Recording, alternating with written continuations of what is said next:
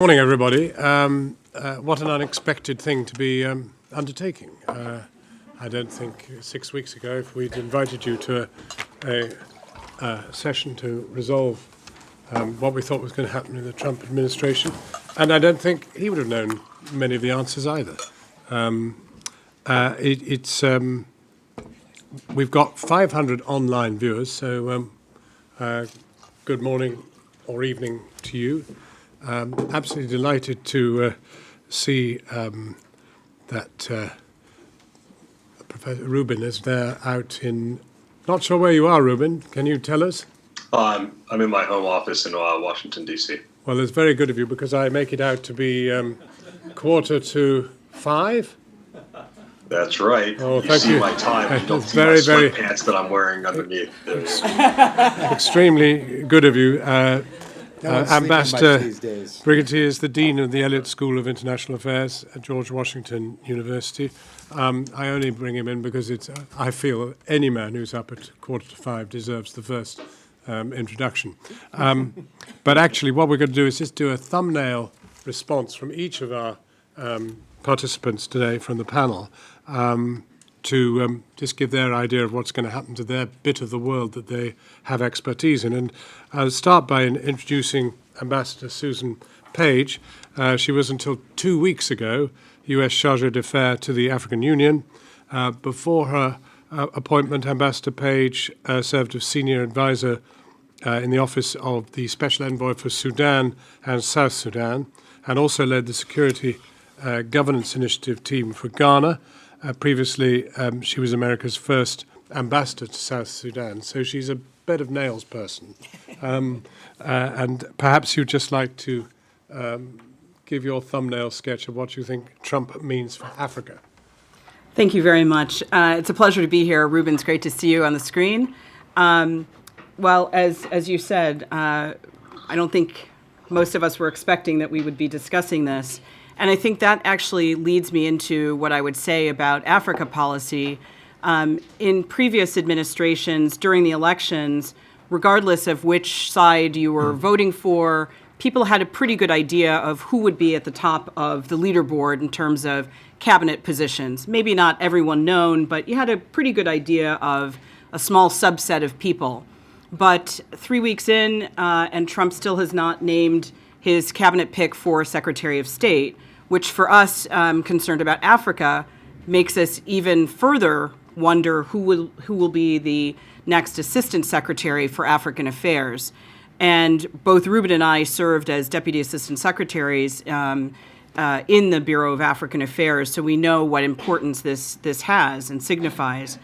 I think it's also telling that in the first week after Trump's election victory, he spoke with a number of world leaders, but not one of the 29 world leaders that he spoke to was from sub-Saharan Africa. Again, that seems to signify quite a lot. And then lastly, the people on the continent who have been quite supportive and actively sending in congratulatory messages, which of course is standard practice, but the congratulatory messages that are a little bit more winsome and happy are from some of the leaders that we would consider to not be so overly democratic. Some of this seems to be that they are tired of this push for democracy and governance that has been really actually a pretty bipartisan view. And so they're thinking, good, it'll be back to sovereignty for us because Trump doesn't know much about Africa, so won't care so much about the details, doesn't have a lot of the temperament or the time to spend on the details about Africa, and so won't be in their business as much. So leaders, just to give you a sense, President Kabila in the DRC, President Nkurunziza in Burundi, President Salva Kiir, opposition leader Riek Machar, Chad's Idriss Deby all sent fairly effusive letters to President Trump congratulating him on his brilliant victory. So what does that mean? I think In brief, we will probably be challenged by a lack of focus on democracy and governance. There may be some rollback on that. I do think that he will probably continue the focus on counterterrorism, especially defeating Boko Haram and al-Shabaab, which could then also play a bigger role for AFRICOM. But that could also lead to less protections for civilians and human rights, which he has talked about quite aggressively in terms of wanting to ratchet up torture and other inhumane treatment. I think he's going to, and I'll leave this to Alex, but I think he might try to cut back on foreign assistance because he's supposedly trying to make America strong again and great again, and that means a refocus on our own U.S. roads and infrastructure and whatnot. So we may be facing more of an isolationist policy that could lead to less stable and secure countries on the continent. So that's a bit worrying. And then I would just say that, having said all of that, Africa has largely been very bipartisan in the last 50 years, where Congress has, especially during the Obama administration, actually pushed harder for certain things against countries in Africa that were not leaning towards democracy and governance, and also forced the administration to speak up in times when perhaps to keep a good security relationship with them, they have not been as outspoken.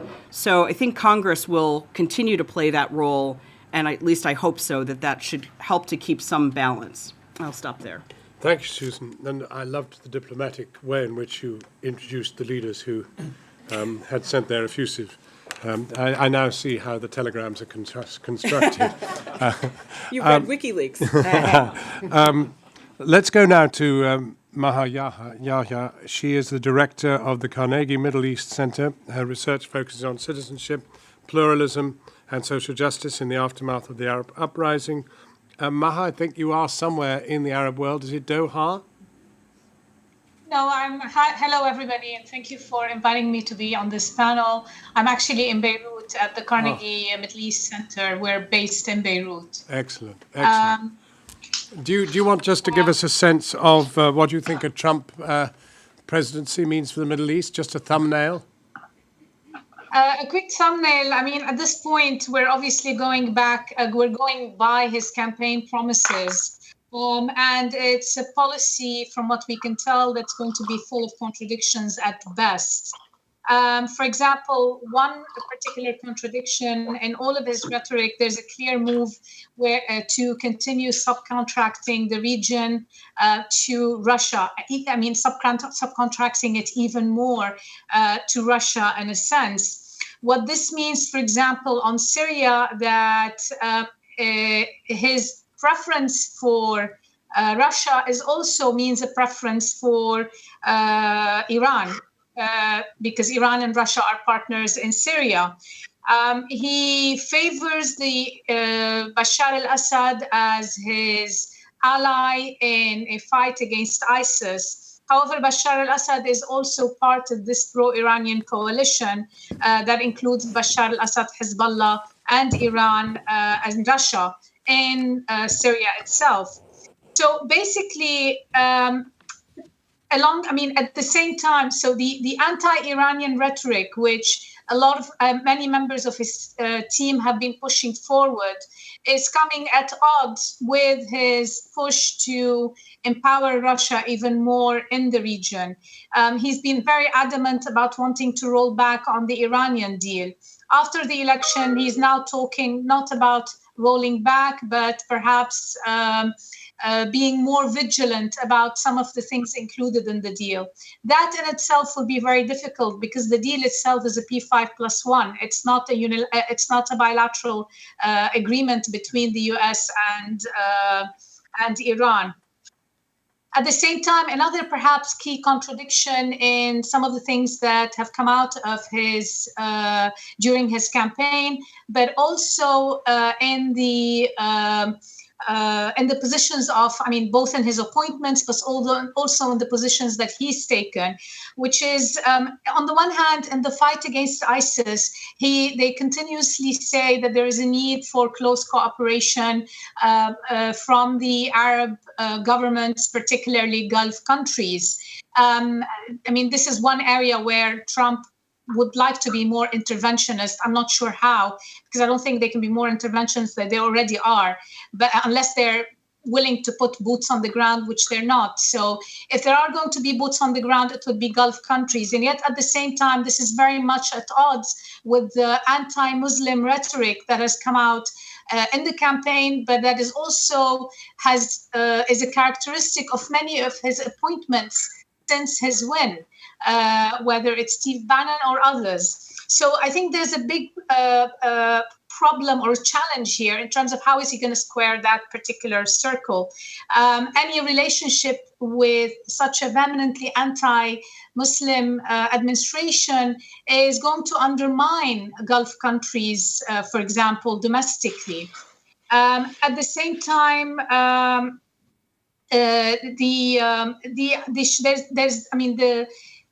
the election of Trump itself was also, as was just said, in terms of the potential rollback on human rights and civil society, if you want, not just rights, but this whole democratic agenda. It's very clear that President-elect Trump has very little interest in pushing this agenda forward and is actually much more likely to roll back. Now, of course, this is music to the ears of many of the region's strongmen. He has an affinity for strongmen, whether it's Bashar al-Assad or whether it's President Sisi or whether it's many of the Gulf countries.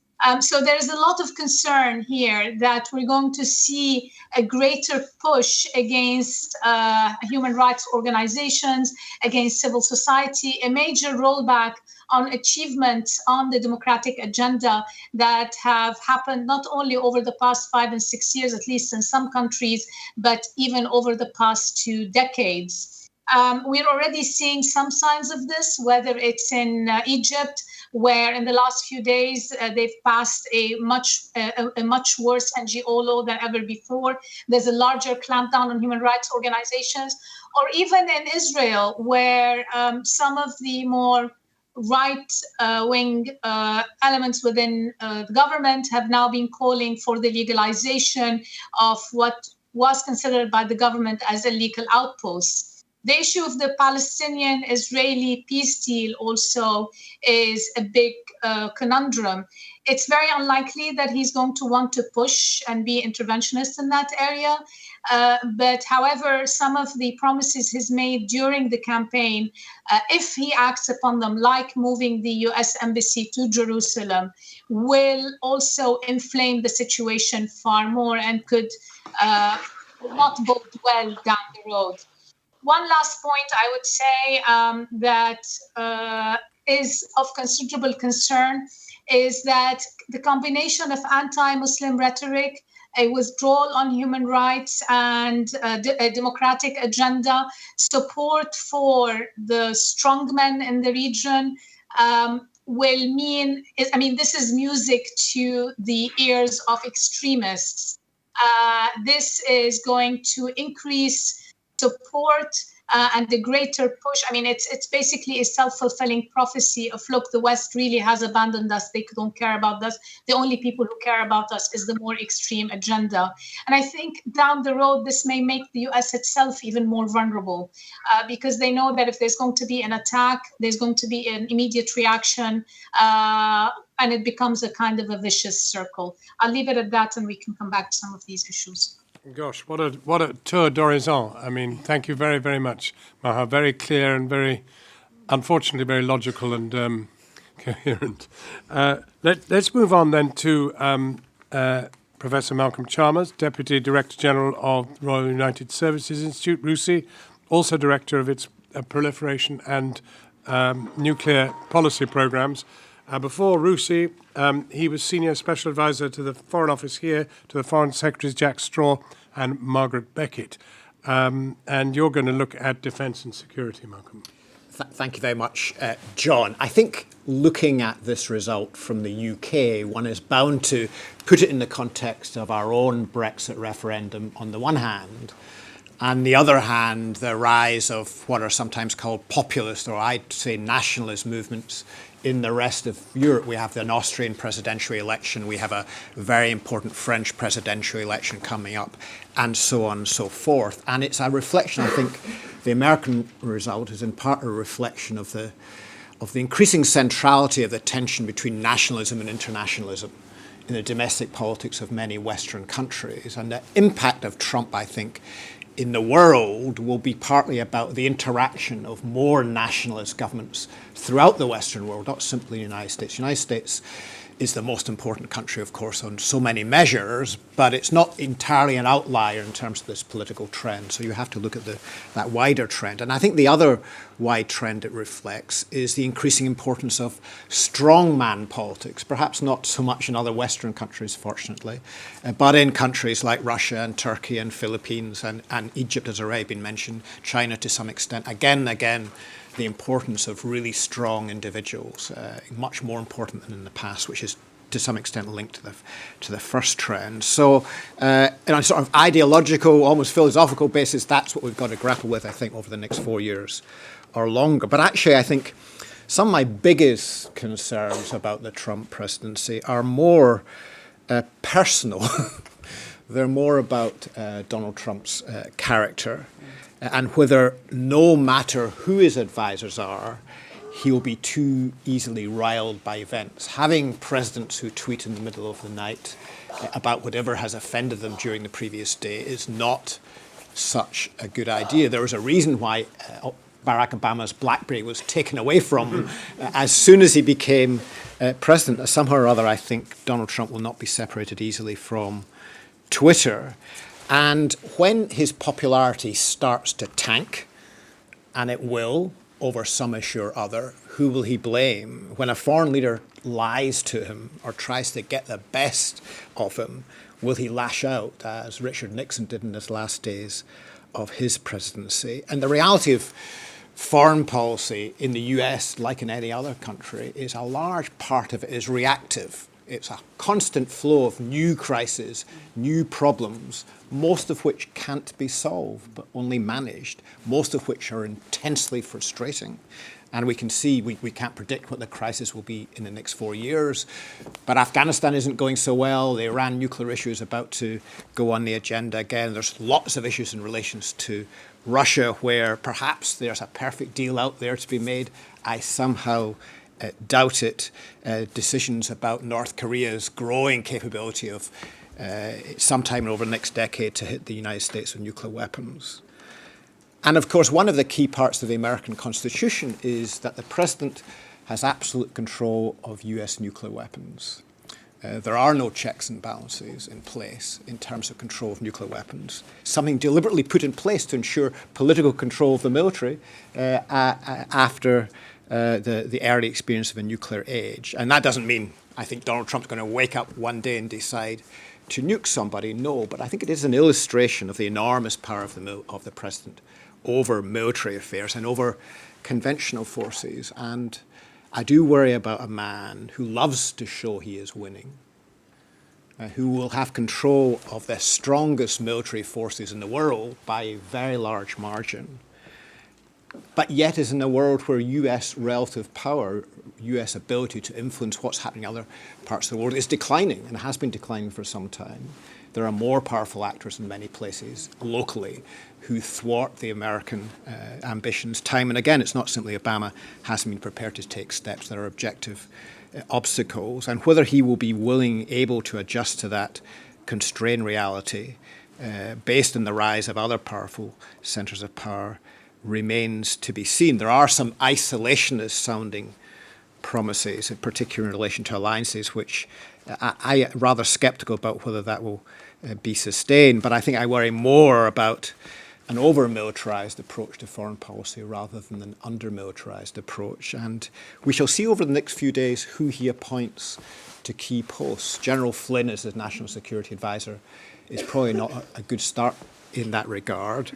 But we're in a remarkable situation which we could still have leading, and I think quite well respected generals as both Defense Secretary and Secretary of State and National Security Advisor. And I never thought I'd be in a situation where actually I think that wouldn't be the worst outcome. Thank you. Very good. Thank you very much.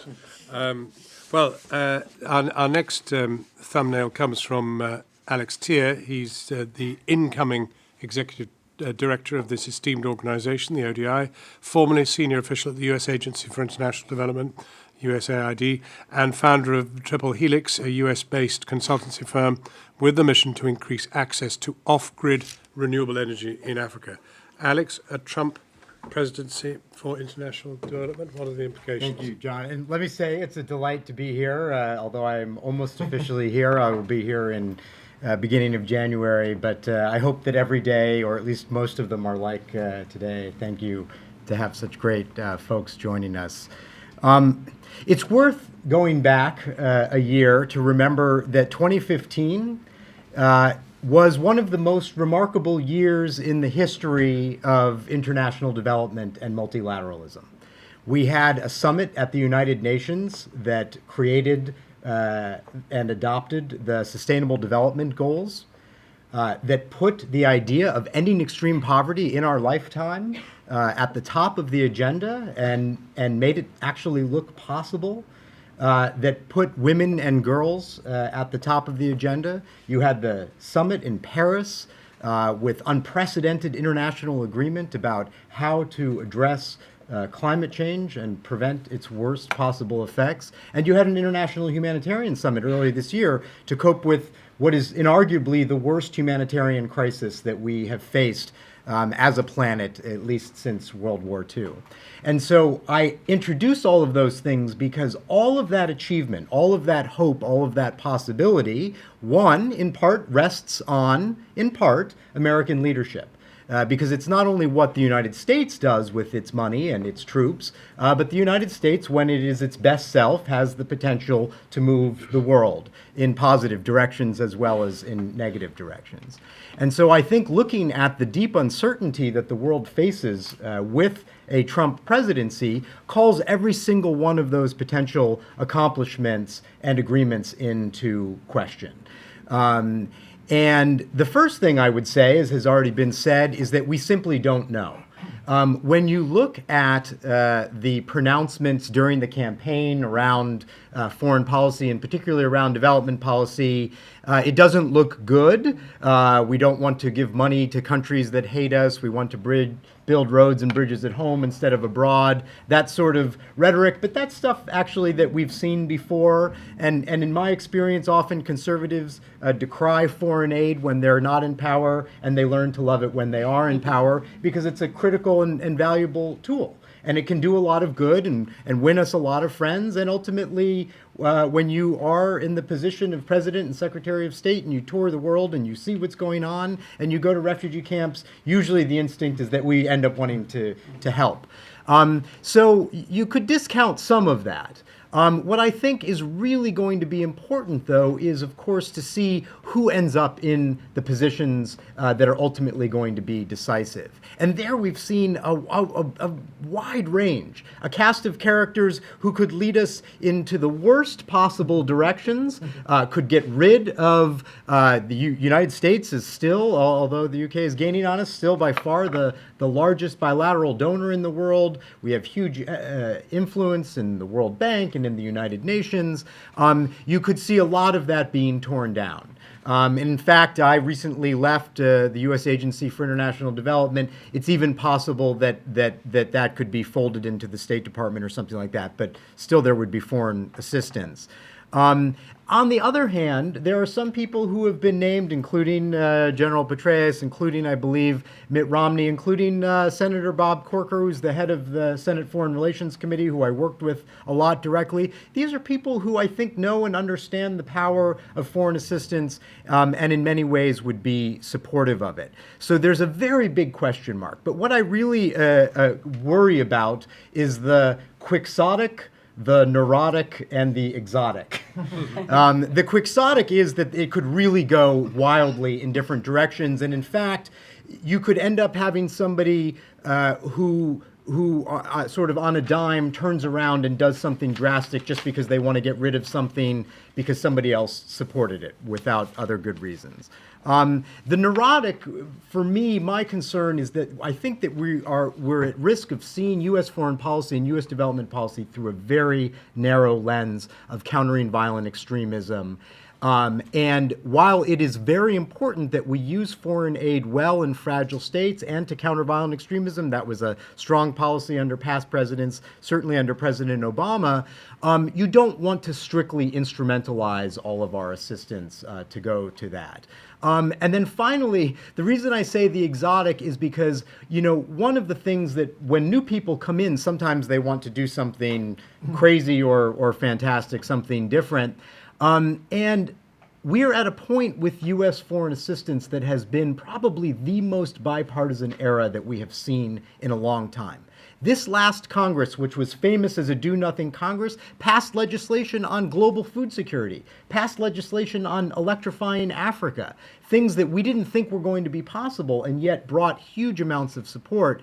And I worry that the desire to tear those things down or to do something different will undo what takes many years to put in place, and instead we may see the money going elsewhere. Thank you very much, Alex. And now, patiently waiting there, Ruben Brigetti, Ambassador, joining us via video from Washington, D.C., Dean of the Elliott School of International Affairs, foreign policy expert, previously U.S. representative to the African Union and the UN Economic Commission of Africa, and his earlier roles included Deputy Assistant Secretary of State in the Bureau of African Affairs, as Susan mentioned, and in the Bureau of Population, Refugees and Migration.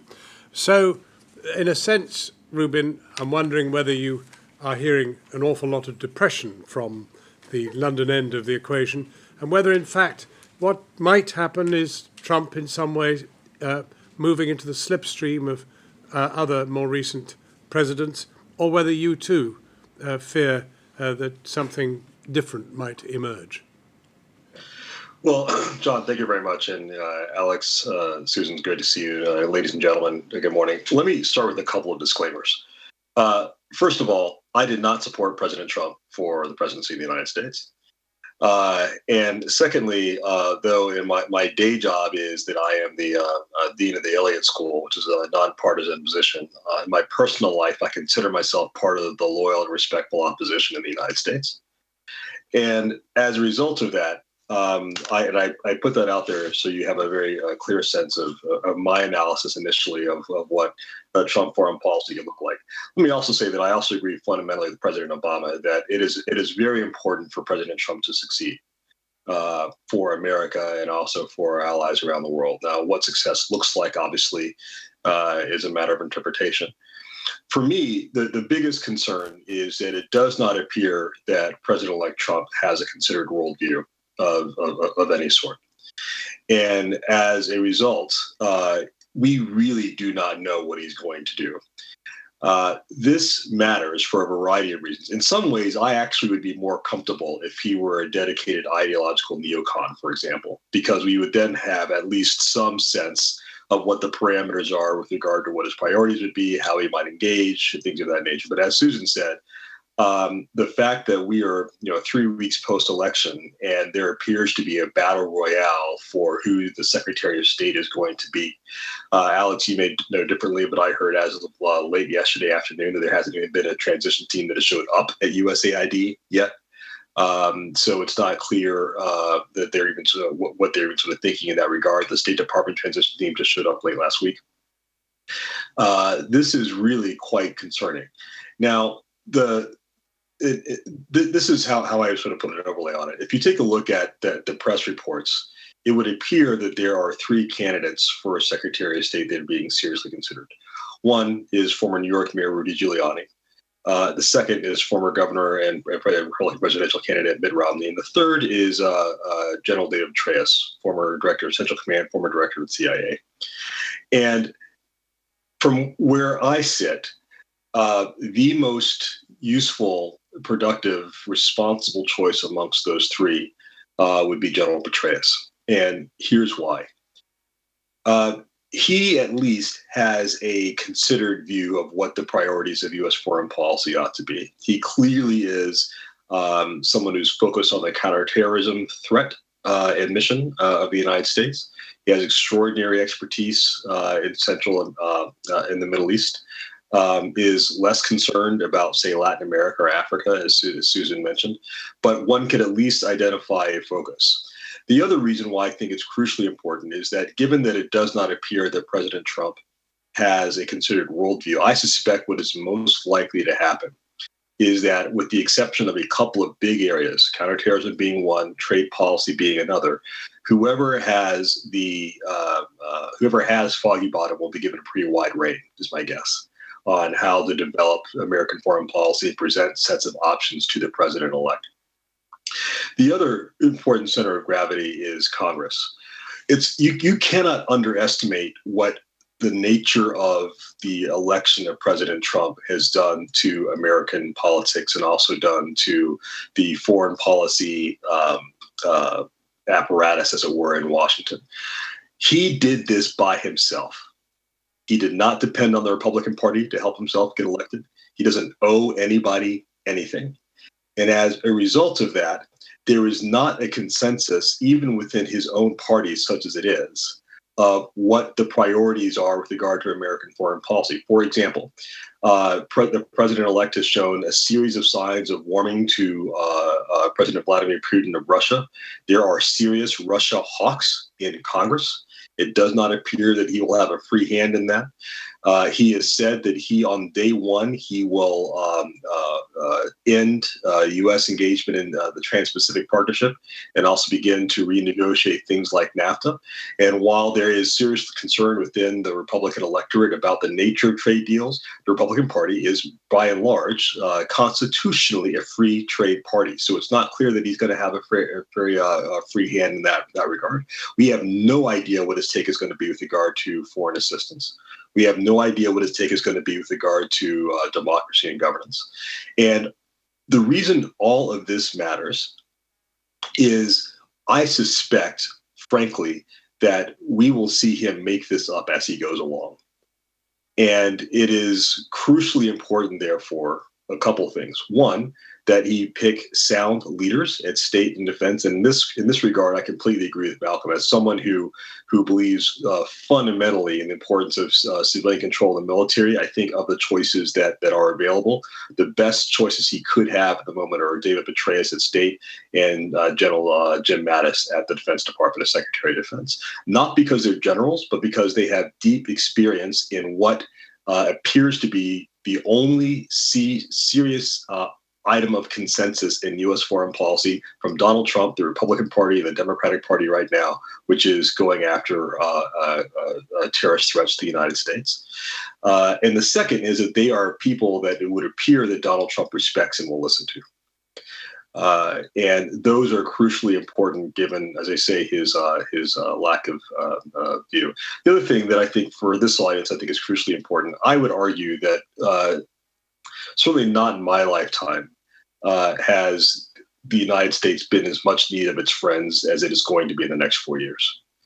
Where we frankly are going to need our friends in the UK, our friends in Europe, our friends in Japan to continue to remind us about what our commitments have been in American foreign policy consensus of the last 50 years, so that we can continue to be supportive of the world order such as it is that we have helped to construct with our allies over the last 50 years, and we will need your help to continue to hold true to those commitments. Thank you very much.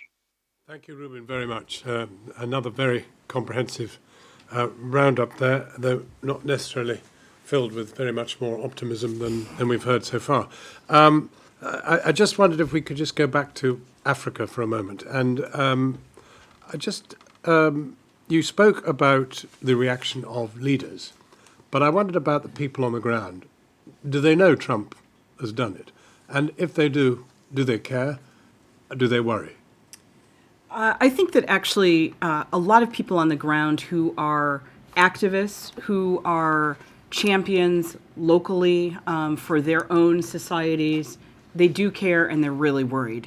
And they're worried about again, it's what Maha said about the rhetoric. We don't know what he's going to do in action. As Alex said earlier, we've already seen President-elect Trump walk back some of the statements that he talked about during the campaign. So we could have a different outcome. But the people on the ground who are kind of leading those movements towards greater democracy, greater openness, they worry about how he treated the media. They worry about what that means for movements to open up their own countries to greater freedoms. And if Trump can do that at home, they don't see that he would support their efforts overseas. We are seeing a lot of these NGO laws being passed in a number of African countries that are extremely restrictive. We've seen it in Ethiopia, Egypt, we've seen it in Rwanda, we've seen it in Kenya, Uganda, Sudan, South Sudan. I mean, it's just walking through the whole continent. And it's a way of, in some leaders' minds, of getting out of, getting the foreign involvement out, foreign money, so that they can have one sort of easily identified kind of state okayed opposition because it's controlled by the state. So I think there are some Africans who feel as if they put so much hope on Obama as one person who's not running their own countries that they don't want to make that same mistake, but they are quite worried from at least my contacts and from what I've been seeing on Twitter and elsewhere. So I think a lot of people are worried who are not the ones in power. Mm-hmm. I wondered, Maha, could we just, you were very, very interesting on the Iran dilemma and the two ways in which it could play. But I wondered, could we just look at Israel-Palestine for a moment? And most specifically, I remember seeing, even from the United States, when I was covering the Trump campaign, I could see coming up on CNN and elsewhere the news headlines coming out of Israel and depicting quite a lot of rejoicing, specifically at the end of the two-state solution. Do you read it like that? Do you read Trump as being a one-state solution person? And in which case, what impact is that going to be on the situation on the ground? The way I see it is he's, at this point, a no Palestinian state solution. I don't think he's even thinking of it as a one-state solution, for whatever it's worth. I think that the impact on the ground, I mean, for Palestinians, there's a lot of concern. I mean, they are internally facing a considerable amount of disarray, but there's also a lot of concern with Secretary Clinton. Even though people were not very happy with her policies, at least they knew where things stood. With President-elect Trump, there's a lot of worry. The sense that, as I said, the promise to move the embassy to Jerusalem really, people reacted quite anxiously towards this. Now, at the same time, I think within Israel, there's also a lot of concern with the people whom Trump is appointing. The sense that, I mean, someone like Steve Bannon and others who are, I mean, the increase in anti-Semitic discourse amongst some of the people around Trump is also a big cause for concern.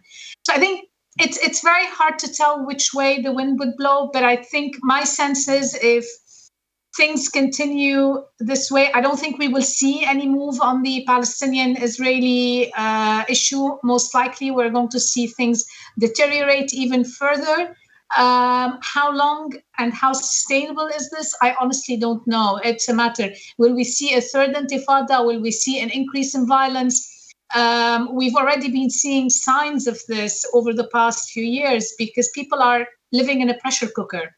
And the sense that there's no way out is going to further inflame, not only a no way out, but no prospects of any potential easing up of the situation in the near future. There are generations growing up without any hope. And that's quite lethal. I also want to just come back to a point that Ruben just made, which is his argument for why General Petraeus would make a good Secretary of State. And the commentary is not about General Petraeus, but rather about the idea that a military approach, or at least someone who has a good sense of the security risks, would be a good Secretary of State. I worry a lot about this, because then this means that we really are adopting a militarized approach to security risks, but also to extremism. I think what is really needed is someone who has a much more nuanced understanding of why people are going towards extremist actors. This is not about ideology, it's not about religion. We need somebody who really understands that a military approach will not do it. There's currently a military approach going on in Iraq, and it has American support. There are many other nations supporting it. The Iraqis are the ones, the boots on the ground.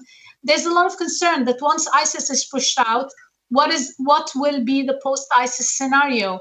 If the grievances of people are not taken into account in a post-ISIS scenario, we're just going to see ISIS pop up under a different name, perhaps an even more violent version of ISIS. So I think it's very important, particularly because President-elect Trump does not have that kind of nuanced and worldview.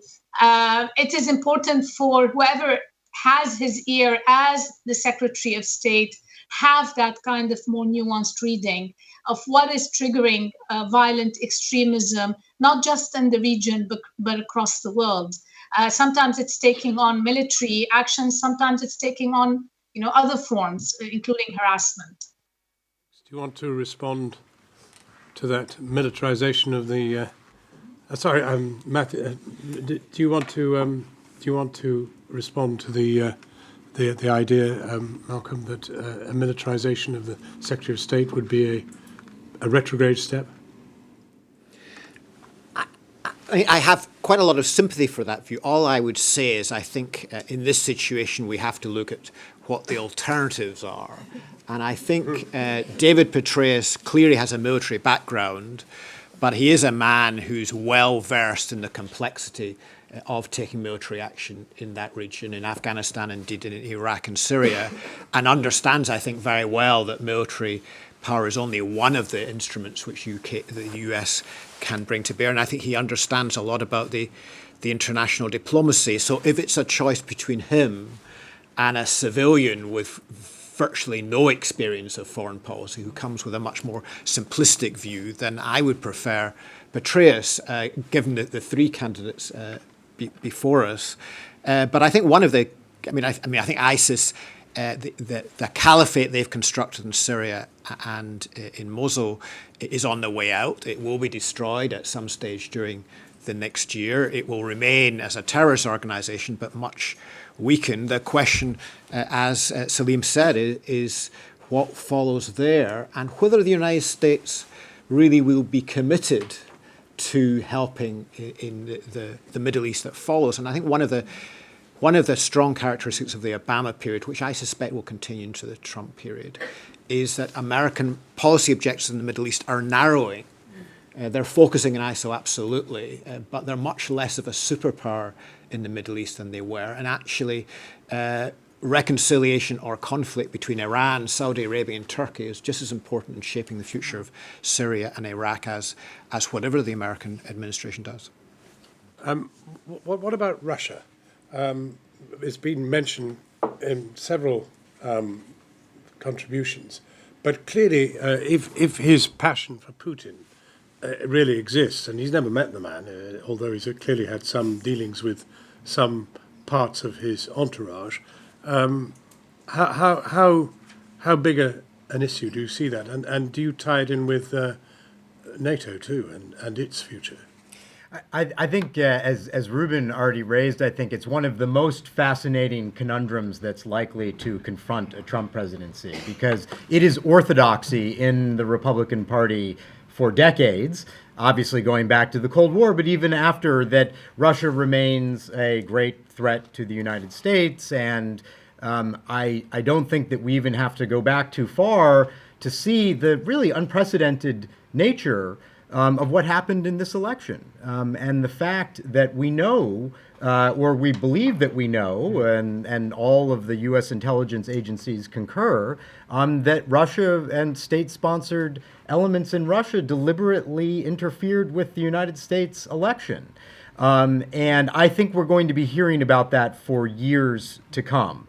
And so I think that the idea, and this is something that Susan mentioned, the idea of the embrace of Russia comes, I think, from a more deeply concerning place, which is that unfortunately, in the last few years, the world has seen a rise in authoritarianism after a great long streak of a rise in democracy.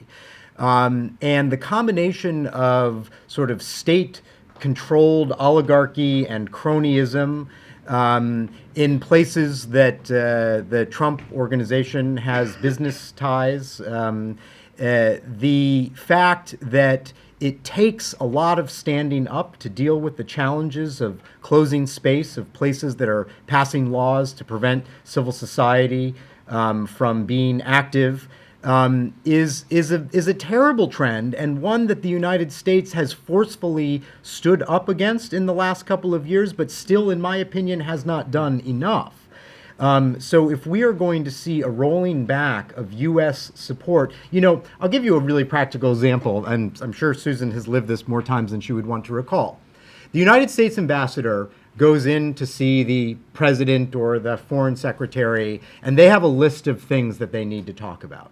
And some of those things are about security, some of them are about other relations between the country, treaties, things at the UN, and some of those things are about human rights.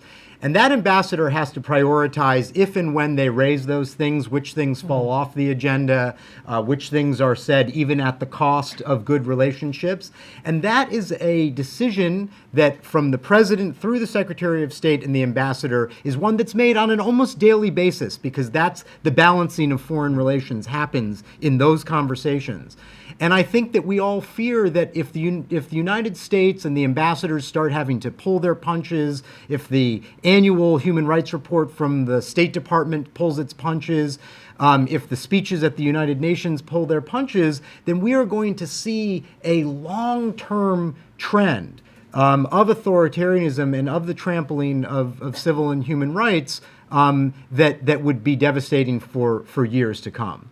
But let me give one shining note that could help us, is that, the Republican Party has always also been the party of the freedom agenda, the party of wanting to make the world safe for democracy. Now, that has often brought some challenging things, but many of the stalwarts in American foreign policy for decades on making sure that the United States does not back off on its commitments to democratic freedoms around the world have been in the Republican Party. And I think what we are all hoping for, and this is the debate about the Secretary of State, what the Congress is going to do, is that there will be voices that emerge in a somewhat blank slate era of potential Trump foreign policy that will shift things in the right direction. And I think that the way to do that is obviously to hope for the right selections, but it's also a moment of advocacy. If we know anything about Trump, is that he watches the news. He wants to succeed. He wants to be seen as succeeding. And the voices, I think, that come to him in this time, from friends, from the media, do have the potential to sway some of the policies going forward. So it is a time for activism, and in particular, I think, a time for activism among conservatives who want to see the best coming out of the United States. Ruben, can I just ask you, given that you talked about the relationship with the Republican Party, do you see it like that? Do you think the Republican Party and its love for freedom and the rest of it will have enough influence with Trump in any way to affect the way he operates as president? I think it could, but here's my worry. This is certainly one of the most remarkable presidential elections in terms of foreign policy, in the sense that the foreign policy priorities of the Republican Party will be deeply tied to how they understand their domestic political base. Because what this election has done is it has excited a very large portion of the Republican electorate that were so dissatisfied for a variety of reasons with what the so-called elite had been doing for them. They prepared to basically send a signal to Washington to just blow everything up, which is why they chose Donald Trump out of a field of 16 other established Republican candidates to be their nominee, and why ultimately he was elected. So the concern is, on the one hand, I think Alex is absolutely right. There is traditionally a reservoir for support for a freedom agenda abroad. There clearly is a reservoir support for principled approaches to development, which is, I mean, the Millennium Challenge Corporation was created under President Bush. The PEPFAR program was created under President Bush. So there is a great deal of reservoir support for this. The question is whether or not individual, particularly the House of Representatives, individual members of Congress will be prepared to push these sorts of agenda items in their foreign policy if they think it will go against whatever the articulated approach of President Trump will be, and if they think that will also go to make their seats vulnerable in Congress. I think, frankly, we just have to see, but I do think that Alex has basically articulated an interesting framework going forward for Democrats and Republicans to work together on those matters of the foreign policy consensus of the United States that have endured for many years. Well, now, look, before we take any questions from the floor, I just want a couple of things that have come in online.